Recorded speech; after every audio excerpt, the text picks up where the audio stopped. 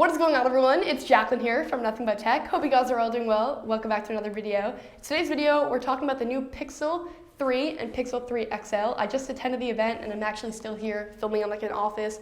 So if it's a little bit yellow, I'm sorry. There's fluorescent light above. But Google planned out this amazing day for me and a bunch of other tech YouTubers. So thank you so much to Google because the day is already dope and we're not even started yet. But the event was really cool. Lighting was great, so that's always appreciated.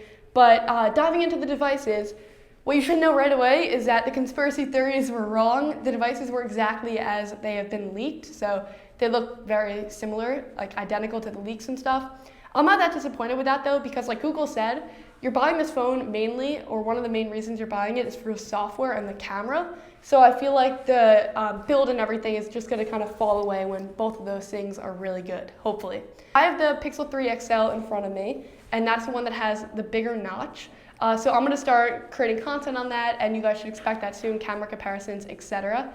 But let's run down what you're getting here. So on the regular Pixel 3, you're getting a 5.5-inch display, and on the Pixel 3 XL, you're getting a 6.3-inch display. Both of them are really vibrant and crisp and sharp, and they both look really good in direct sunlight as well. I also think that the color shifting has been fixed because I turned it on all axes and it looked really good.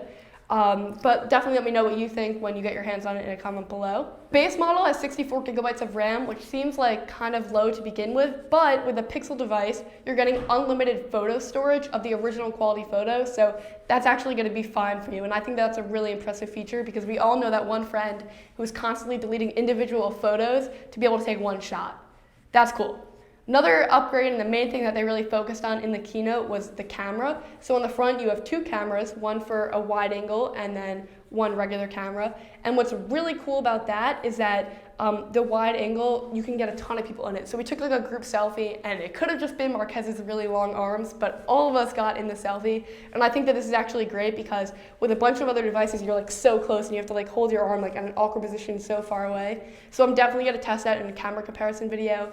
On the back, you still have one camera, but it's able to do a ton of stuff. So Google really has awesome artificial intelligence to be able to do blurry backgrounds and edge detection and all this stuff. They're really smart at processing it. They have new modes like the night shift mode, which will basically analyze a photo in real time and make it so it's exposed properly. And they compared it to the XS, and it looked really good. So I definitely want to look into that more. Portrait mode was changed a little bit and enhanced, and the examples that they showed was really good.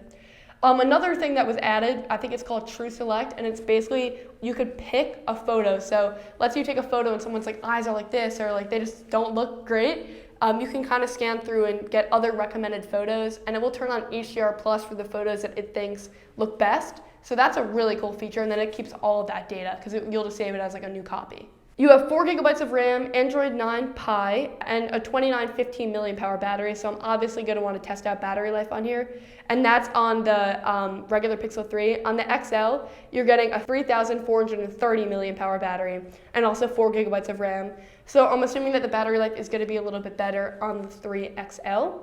Overall, though, that's my initial first thoughts on the phone. They also announced the Hub, which is actually looking like a really awesome device for $199. It looks like the device to connect all your smart devices. So I really want to test that out. Let me know by leaving a thumbs up and a comment below if you want to see a video on that.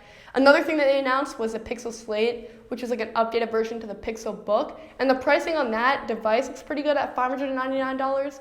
The keyboard is a bit expensive, so it will add up, but it looks like a really interesting device. The screen is amazing. They said it has 6 million pixels, I believe, which is kind of insane.